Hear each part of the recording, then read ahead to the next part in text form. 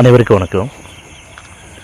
இந்த பதிவு யாருக்குன்னு கேட்டிங்கன்னா, இப்போ நான் போடுற பதிவை கேட்டுட்டு யார் யார் என்னென்ன ரிப்ளை கொடுக்குறீங்களோ அவங்கவுங்க ரிப்ளை கொடுங்க. அதாவது இந்த சதி திட்டத்தினால் நடந்த 41 பேர் பலி சம்பவத்துக்கு அப்புறமா தளபதி விஜய் அவர்கள் இந்த வீடியோ வெளியிட்டு பேசினாங்க. அதாவது நான் என்ன கேட்குறேன்னா, தளபதி விஜய் அவர்கள் வீடியோ மூலமாக பேசினாலும் தப்புங்கிறீங்க, பேசலைனாலும் தப்புங்கிறீங்க. பேசாமல் இருந்தப்போ அவர் அப்படி இப்படி விட்டுட்டு போயிட்டாரு, எல்லாத்தையும் பரிந்துரைக்கி விட்டு போயிட்டாரு, ஓடி ஒளிஞ்சுக்கிட்டாங்க, யாருமே வரல அப்படின்னு நீங்கள் சொல்கிறீங்க. அதாவது ஏற்கனவே ஒரு சூழ்நிலை, ஏற்கனவே மிகப்பெரிய ஒரு சதி திட்டம் தீட்டி உயிர் பலி அந்த இடத்துல நடந்துருச்சு, மக்களை கொண்டுட்டீங்க.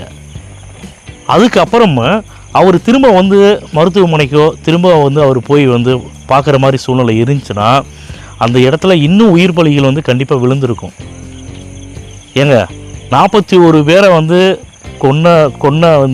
கொன்ன மிருகங்கள் இன்னும் ஒரு 50 பேரை கொள்ளாதுங்கிறதுல என்னங்க நிச்சயம் இருக்குது? நீங்களே சொல்லுங்கள். அதனால தான் அவர் என்ன பண்ணாருன்னா, நேராக சென்னை வந்துட்டார். சென்னை வந்ததுக்கப்புறமே அதாவது அவர் இப்போ தான் நடிகராக இருந்து அரசியல் களத்துக்கு வந்திருக்காரு. திரைப்படங்களில் ஒரு அரசியல்வாதி தாக்கினாங்க, ஏதாச்சும் ஒரு வியூகம் பண்ணி தாக்கினாங்க, மக்களை கொலை பண்ணினாங்க அப்படின்னா அது திரைப்பட பாணியில் டைரக்டர் என்ன சொல்கிறாங்களோ அது மாதிரி நடிக்கிறாங்க. ஆனால் இது முழுக்க நிஜமான ஒரு சம்பவம். இந்த சம்பவத்தை எப்படி ஹேண்டில் பண்ணுங்கிறது சட்ட விதிமுறைகள் இருக்குது இல்லைங்களா? அதனால் அவர் பர்மிஷன் வாங்குகிற டைம் அவர் இது மாதிரி சம்பவம் நடந்ததுன்னு சென்னை வந்துட்டார். சென்னை வந்ததுக்கப்புறமா அவர் எக்கச்சக்கமான பேர் இன்னும் அவரை கடுமையான விமர்சனம் பண்ணினாங்க. அதுக்கப்புறம் ஒரு வீடியோ வெளியிடுறாங்க. அதில் அவர் என்னங்க தப்பாக பேசிட்டார் இந்த வீடியோவில்?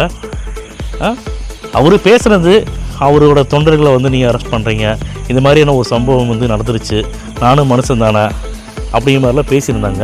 அதுக்கப்புறம் சிஎம்கிட்ட என்ன வேணாலும் பண்ணுங்கள், தொண்டர்களையோ அவங்க மேலே வழக்கு போட்டு எஃப்ஐஆர் போடுறத நீங்கள் பண்ணாதீங்க, நான் ஆஃபீஸ்லையோ இல்லை வீட்டில் எதுவும் நான் இருப்பேன் இப்படின்னு சொல்லிட்டாராம்.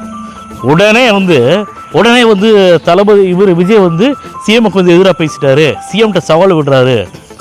ஏன்னா இந்த வாய், அதாவது இந்த எலும்பு இல்லாத நாக்கு என்னென்னலாம் பேசுங்க. இன்னும் ஒரு மனுஷன் பேசினாலும் தப்புங்கிறீங்க, ஒரு மனுஷன் பேசினாலும் தப்புங்கிறீங்க. இன்னும் எழுதி வச்சுங்க, இன்னும் 6 மாதம் தாங்க.